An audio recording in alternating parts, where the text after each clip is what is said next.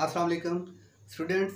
आज का जो हमारा लेक्चर है वो क्लास 9th बायोलॉजी जो चैप्टर नंबर 8 है न्यूट्रिशन का, उससे रिलेटेड है। आज का जो हमारा कंटेंट है वो है student effect of water and dietary fibre, यानी डाइटरी फाइबर और जो वाटर है उसका हमारी बॉडी पे इफ़ेक्ट क्या है।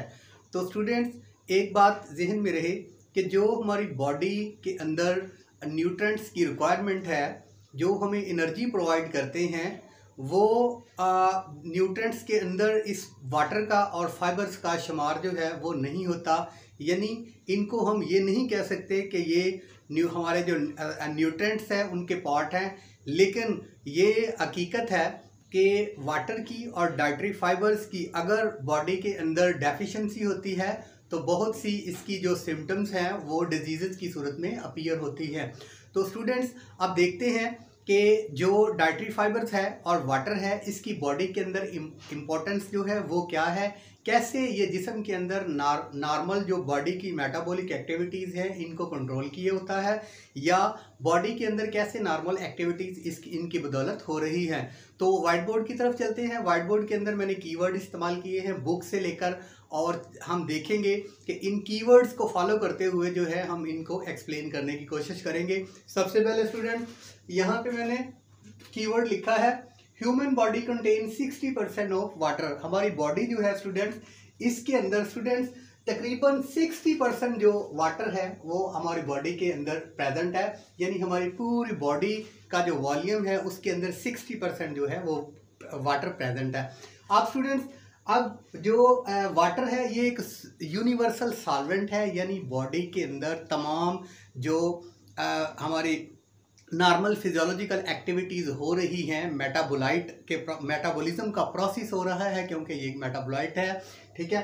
ये यूनिवर्सल सॉल्वेंट है। तमाम बॉडी के रिएक्शन जो हैं वो बायोकेमिकल रिएक्शन जो है वो वाटर की बदौलत ही स्टूडेंट्स परफॉर्म हो रहे हैं।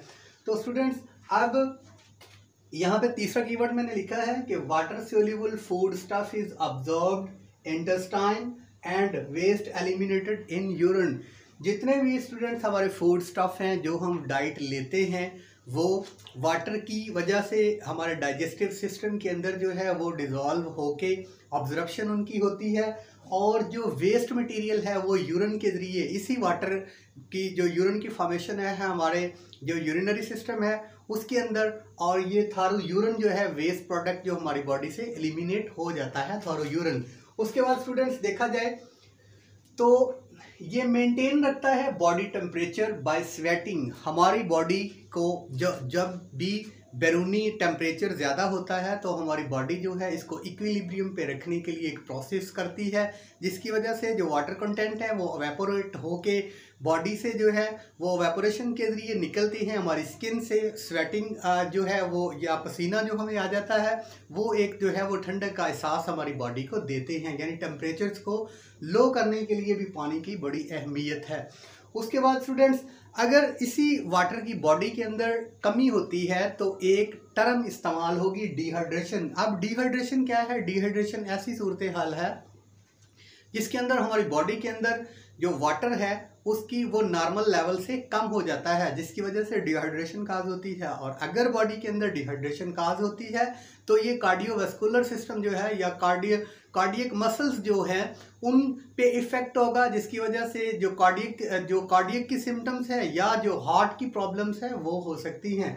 तो स्टूडेंट्स उसके बाद हम स्टार्ट करते हैं इस डाइटरी फाइबर्स के मतलब कि डाइटरी फाइबर क्या है और वाटर की इंपॉर्टेंस के बारे में हमने देख लिया। वाटर्स के बारे में, सोर्सेज के बारे में हम जान जाएं कि वाटर हमें किन किन ज़राए से मिलता है। इसका सोर्सेज जो है नेचुरल सोर्सेज है। नेचुरल वाटर हमें मिल जाता है मिल्क से, जूसी फ्रूट से, वेजिटेबल से जो है ये हम जो वाटर है ये वाटर कंटेंट जो है ये हमें अवेलेबल हो सकते हैं। उसके बाद स्टूडेंट्स डाइटरी फाइबर की बात की जाए तो इसको रफेज भी कहते हैं। डाइटरी फाइबर ऐसे सब्सटेंसेस हैं जो कि हमारे डाइजेस्टिव सिस्टम के अंदर डाइजेस्ट नहीं होते।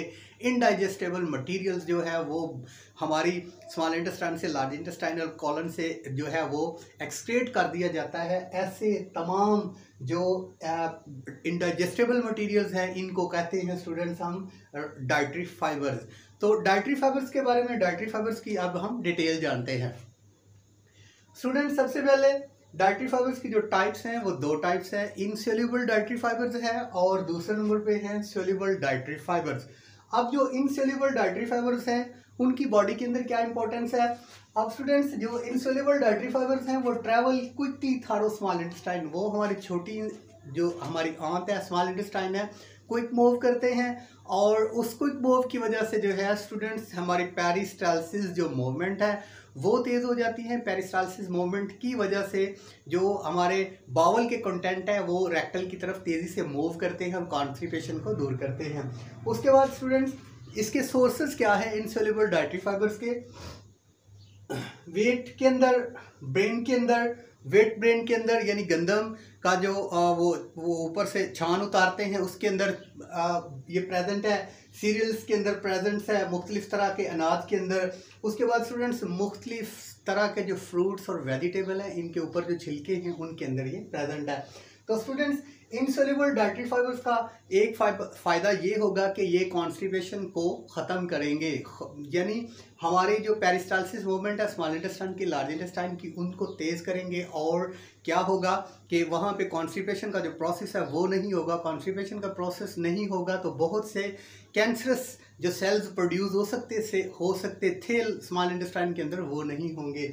उसके बाद स्टूडेंट्स बात की जाए तो यहाँ पे इसके सोर्सेज की बात होगी। सोल्यूबल डाइटरी फाइबर्स के बारे में आपको बता दूं कि सोल्यूबल डाइटरी फाइबर्स ऐसे डाइटरी फाइबर्स हैं जो कि हमारी स्मॉल इंटेस्टाइन के अंदर जो है वो ब्रेक डाउन हो जाते हैं और ये जो है ये बहुत से वाटर कंटेंट को अपनी तरफ अट्रैक्ट करते हैं। ये जो सॉल्युबल डाइटरी फाइबर्स हैं वाटर कंटेंट्स को अपनी तरफ अट्रैक्ट करते हैं जिसकी वजह से वाटर कंटेंट इनके साथ आके चिमट जाते हैं। इस वजह से students hydrochloric acid small intestine से जो है वो बहुत ज़्यादा मकदार में इनके साथ अट्रैक्ट हो जाता है। दूसरे नंबर पे जो है वो शुगर की बहुत ज़्यादा मकदार इनके साथ अट्रैक्ट हो जाती है और ये बॉडी से बाहर जब एलिमिनेट होते हैं तो वो हाइड्रोक्लोरिक एसिड के ज़िया की वजह से बॉडी के अंदर हाइड्रोक्लोरिक एसिड की कमी हो जाती है हमारे रिस्पिरेटरी डाइजेस्टिव सिस्टम के अंदर। और डाइजेस्टिव सिस्टम में जब हाइड्रोक्लोरिक एसिड की कमी होती है उसी हाइड्रोक्लोरिक एसिड को दोबारा प्रोड्यूस करने के लिए लीवर जो है हमारा कोलेस्ट्रॉल को यूज़ करता है और बॉडी के अंदर कोलेस्ट्रॉल की जो मिकदार है वो कम होनी शुरू हो जाती है। यानी इस तरीके से ये हमें जो है वो कोलेस्ट्रॉल से भी इससे कम होगा, हमारी बॉडी का कोलेस्ट्रॉल लेवल भी कम होगा और उसके बाद जो है ये कॉन्स्टिपेशन की कॉस्ट जो है वो भी ख़त्म होगी और जो शुगर की मकदार है, शुगर के कंटेंट हैं वो भी बॉडी से रिमूव होंगे। तो स्टूडेंट्स ये कहाँ पे प्रेजेंट है, ये ओट्स जिसको जौ कहते हैं उनके अंदर प्रेजेंट है, बीन्स के अंदर प्रेजेंट है, बेली के अंदर प्रेजेंट है। उसके बाद स्टूडेंट्स ये फ्रूट्स के अंदर प्रेजेंट है, वेजिटेबल्स के अंदर प्रेजेंट है।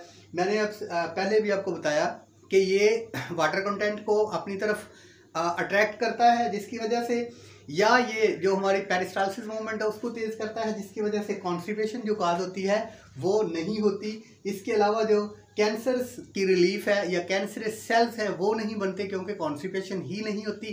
कॉन्स्टिपेशन होगी तो कैंसर सेल्स भी बनेंगे, कॉन्स्टिपेशन होगी तो जो है कोलेस्ट्रॉल का लेवल भी बढ़ सकता है और शुगर का लेवल भी बढ़ सकता है। कॉन्स्टिपेशन बहुत सी जो है वो बीमारियों को जन्म दे सकती है। उसके बाद स्टूडेंट्स इस्पागोल की बारी आए तो मैं ये आपको बता दूं कि ये मेडिकल के अंदर हम इसको ऑस्मोटिक बल्क लैक्सेटिव के नाम से जानते हैं। यानी ये जो है ये आप कह सकते हैं कि ये फॉर्म है सोल्यूबल डाइटरी फाइबर्स। ये बहुत से वाटर कंटेंट को अपनी तरफ खींच लेता है और जो हमारा स्टूल के कंटेंट है वहाँ पे बहुत ज़्यादा वाटर कंटेंट को जो है वो अक्यूमुलेट करता है जिसकी वजह से जो बाउल के कंटेंट है वो मूव करते हैं रेक्टल की तरफ और कॉन्स्टिपेशन से हमें रिलीफ मिलता है। इसलिए इस्पागोल जो है ये अडल्ट जो है ये इस्तेमाल कर सकते हैं ये लैक्सेटिव के तौर पे भी, यानी कॉन्स्टिपेशन की रिलीफ के लिए।